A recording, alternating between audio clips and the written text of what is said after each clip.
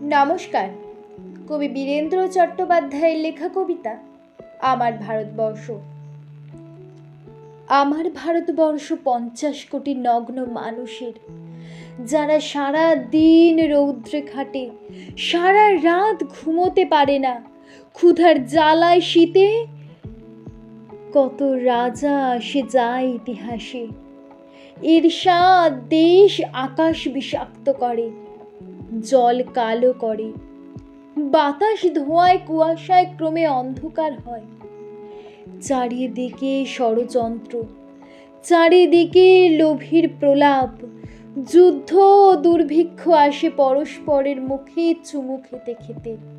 মাটি কাঁপে সাপের ছোবলে, বাঘের থাবায়। আমার ভারতবর্ষ চেনে না তাদের, মানে না তাদের পরোয়ানা। তার সন্তানেরা ক্ষুধার জ্বালায় শীতে চারিদিকের প্রচন্ড মারের মধ্যে আজও ঈশ্বরের শিশু, পরস্পরের সহোদর। নমস্কার।